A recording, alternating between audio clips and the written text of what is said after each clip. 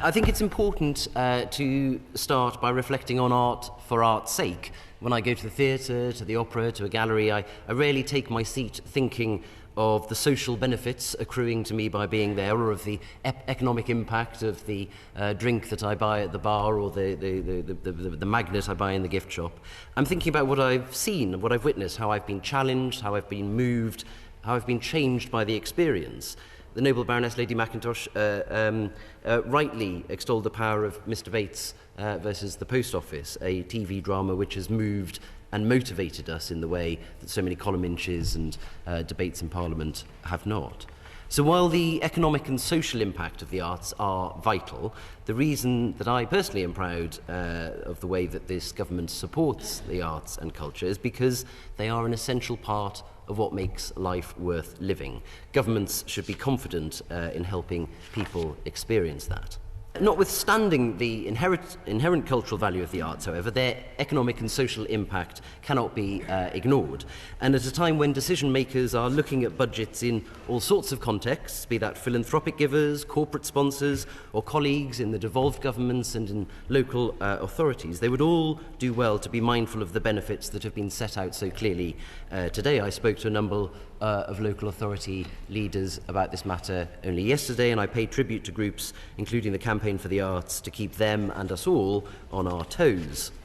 I have acknowledged before that the increase of more than 43 million which we provided to the Arts Council in the most recent spending review is hampered by the rise in inflation. That is why the government is working to bring inflation down and why we have halved it.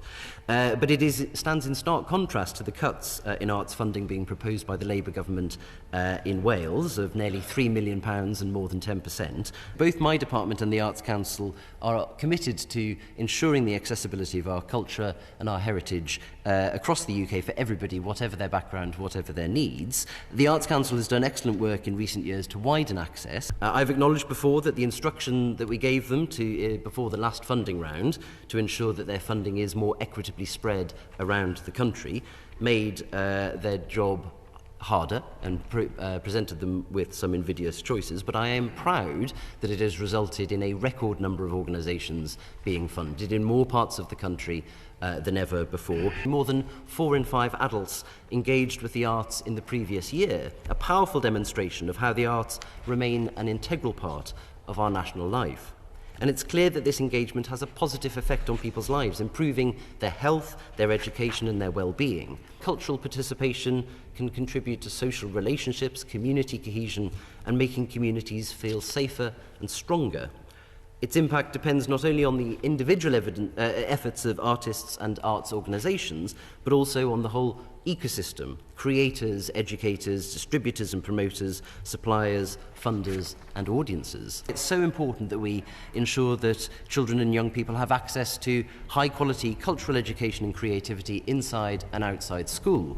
I am one of the 93% and very proudly educated in the state sector, which is why I want to ensure that everybody has access to the opportunities which are so often illustrated on the posters and in the adverts for private schools. An arts education fosters creativity, critical thinking and emotional intelligence. It cultivates a space where young minds learn to express themselves, to develop a sense of self and to appreciate diverse perspectives. Moreover, arts education nurtures the skills which are essential for a dynamic workforce, producing minds capable of critical thinking and adaptability. They're not things that any country should take lightly and certainly should not take for granted, which is why cultural education is such a priority for the Secretary of State and for me. I hope Noble Lords will see that those extensions secured at the last budget, the funding through the Levelling Up Fund, the Cultural Development Fund, the work we're doing through the Cultural Education Plan and the National Plan for Music Education, are parts of the ways in which the government, like all the Noble Lords who've spoken in today's debate, agree wholeheartedly with the sentiments that the Noble Lord Bragg put forward in his motion. We're very grateful to him for giving us the important opportunity to have today's valuable debate, and I'm grateful to all the Noble Lords who've taken part in it.